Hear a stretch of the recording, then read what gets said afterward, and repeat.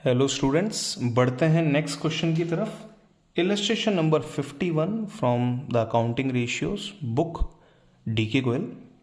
From the following information related to company calculate inventory turnover ratio. आपको calculate करना है inventory turnover ratio. बहुत अच्छे क्वेश्चंस हैं, तो फोकस करते हैं। सीबीएसई 2020 में आया हुआ क्वेश्चन है। इलस्ट्रेशन नंबर 51,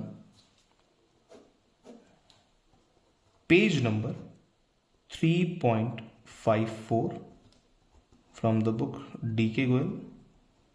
चलिए शुरू करते हैं। Inventory in the beginning. अच्छा, पहले जो कैलकुलेट करना है उसका फॉर्मूला हम लिख लेते हैं यहां पे। Inventory turnover ratio, inventory turnover ratio equal to cost of goods sold, जिसे हम cost of revenue from operation भी कह सकते हैं, divide by average inventories.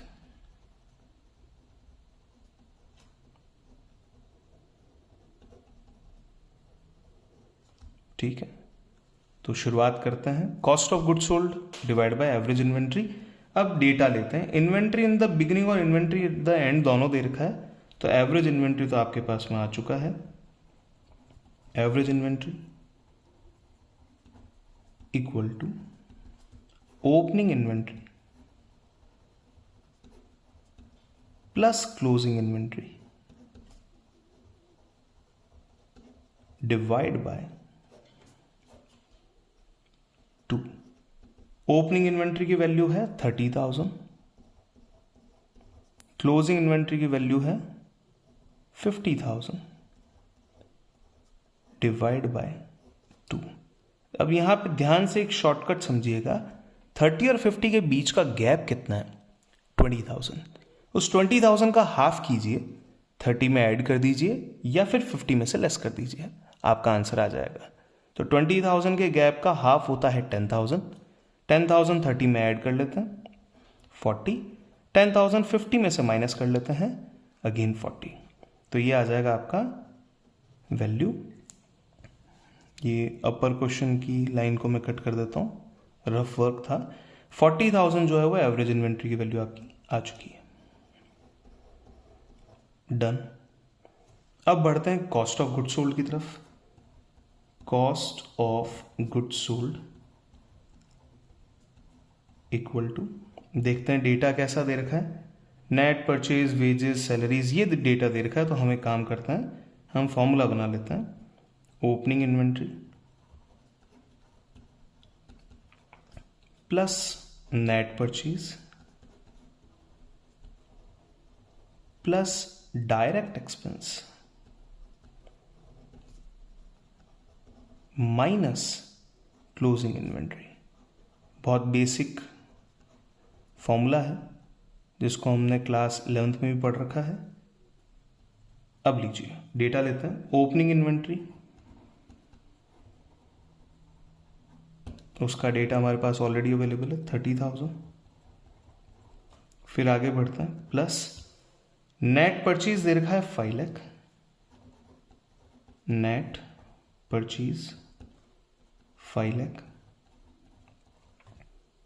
Plus wages direct expense है 25,000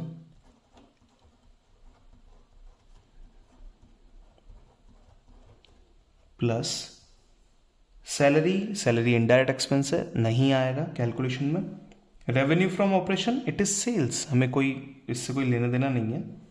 कैरेज आउटवर्ड, अगेन P&L का आइटम है, ट्रेडिंग का आइटम नहीं है, डायरेक्ट एक्सपेंस नहीं है। Carriage inward 5,000, carriage inward 5,000। Next return outward. Return outward का मतलब होता है परचेज रिटर्न, लेकिन वैसे हमको पहले से ही नेट परचेज दे रखी है, तो मतलब रिटर्न आउटवर्ड तो ऑलरेडी कंसिडर हो चुका है। रिटर्न आउटवर्ड का एडजस्टमेंट ऑलरेडी हो चुका है, तो हमें वापस से करने की ज़रूरत नहीं है। तो इस 30,000 का हमें कुछ भी नहीं करना। टोटल परचेज की बात करें तो 530 थी, जिसमें से 30,000 लेस करके नेट परचेज आपको 5 लाख की दे रखी है, तो कुछ भी करने की ज़रूरत नहीं है। क्लोजिंग इन्वेंट्री, सीधा लास्ट डेटा ले लेते हैं। क्लोजिंग इन्वेंट्री की वैल्यू आपके पास में है 50,000। तो फाइनल वैल्यू निकाल लीजिए, ये आ जाएगी आपकी कॉस्ट ऑफ गुड सोल्ड। ये माइनस है, ये प्लस है। चलिए, हियर इट इज 30 एंड 20, इससे ये 50 क्रॉस आउट हो जाता है। 5 and 5 10, and here it is 5,10,000। ये 5,10,000 को हम यहाँ रख लेते हैं कॉस्ट ऑफ गुड सोल्ड में। 4 से डिवाइड करना है, 510 डिवाइड बाई 4 यानी कि हाफ एंड हाफ करना है। 510 का मतलब होता है आधा, अगर मैं करूं तो 500 का होता है 250, 10 का होता है 5, तो 255। अब 255 का अगर मुझे और हाफ करना है तो 25 का हाफ होता है, यानी कि 250 का हाफ होता है 125, और 5 का हाफ होता है 2.5, तो 1275। तो मैं इसको वैल्यू ले लेता हूं 12.75 टाइम्स। 12.75 टाइम्स। चेक कर लेते हैं सॉल्यूशन, क्या क्या चीज़ें हमारी करेक्ट है। तो फाइनल आंसर देख लेते हैं। ये देखिए फाइनल आंसर 12.75 टाइम्स, ये रहा हमारा 12.75 टाइम्स। इसको हम रख लेते हैं एक बॉक्स में डाल देते हैं। अब बढ़ते हैं आगे। 5,10,000 40,000 डन है, बाकी सारी चीज़ें देखने की ज़रूरत नहीं है। फाइनल आंसर अगर आपका मैच है तो काफ़ी कंफर्टेबल लेवल पे आप अपने एग्जामिनर को सेटिस्फाई कर चुके हैं कि हाँ कैसे आंसर दिया गया। Thank you so much for watching this video, keep watching our next video. अगर आपको लगता है कि ये वीडियो किसी भी बच्चे के काम आ सकती है, प्लीज़ शेयर इट। आज के टाइम पर मोबाइल फ़ोन सबके पास में अवेलेबल है, तो किस तरीके से क्वेश्चंस को सॉल्व करना है यहाँ समझा जा सकता है। एग्ज़ाम के पेपर को कैसे मैनेज करना है बहुत अच्छे तरीके से रेगुलर बेसिस पे समझा जा सकता है। अगर आपको मेगा माइंड की रिक्वायरमेंट है तो आप मेगा माइंड की रिक्वायरमेंट यहाँ पे मैसेज के थ्रू डाल सकते हैं ताकि आपको मेगा माइंड भेजी जा सके। Thank you so much for watching this video. Keep watching the next video.